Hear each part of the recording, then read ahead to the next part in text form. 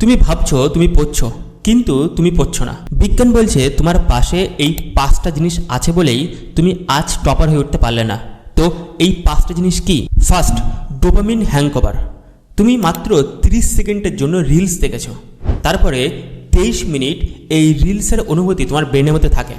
তুমি অনেক সময় দেখবে যারা মাদক দ্রব্য আসক্তি হয়ে যায়, মদ খাওয়ার পরে তাদের ব্রেন কাজ করে না। আর একইরূপ হয় যখন কেউ রিলস দেখে। দ্বিতীয়, দ্য গোস্ট ট্যাপ সিনড্রোম। তোমার ব্রেন একসাথে কটা ট্যাপ ওপেন আছে সেটা দেখতে হবে। হয়তো তুমি পড়তে বসার আগে এই কথাগুলি ভাবছো, মাকে ফোন করতে হবে, আগামীকাল স্কুলের টিফিন কি হবে, সেই বন্ধুটার সাথে এখনও কথা হলো না, অথবা আমার পরীক্ষা যদি খারাপ হয়। অর্থাৎ অনেক ট্যাপ, অনেক চিন্তা তোমার মধ্যে আছে, অসম্পূর্ণ চিন্তা। এগুলো তুমি নিয়ে এবার পড়তে বসেছ। তোমার ব্রেন অটোমেটিক সেই চিন্তার দিকে মন যাচ্ছে, পড়ার দিকে নয়। তৃতীয় হলো the trap of home memory. তুমি হয়তো শুয়ে শুয়ে পড়াশোনা করছো, যখন তুমি শুয়ে পড়ছো ব্রেন ঘুম আসছে।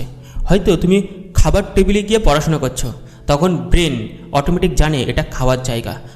প্রত্যেকটা ঘরের একটা স্মৃতি আছে, কিন্তু তোমার পড়ার ঘরের একটা আলাদা স্মৃতি হয়।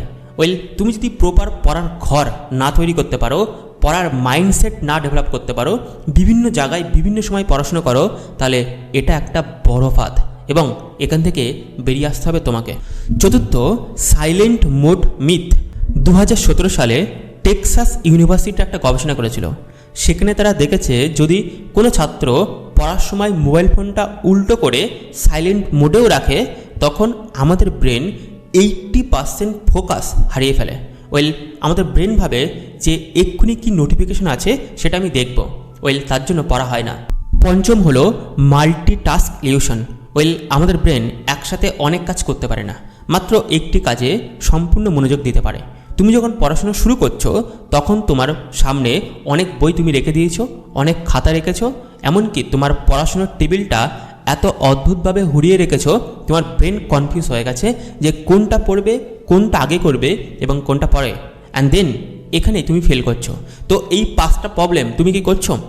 অনেকে বলে কমেন্ট করেছি কিন্তু পিডিএফটা আসেনি। কিন্তু যারা কমেন্ট করবে, ফলো করবে এবং অনেক ক্ষেত্রে শেয়ার করতে হয়, তারা করবে, তাদের ক্ষেত্রে পিডিএফটা যাবে।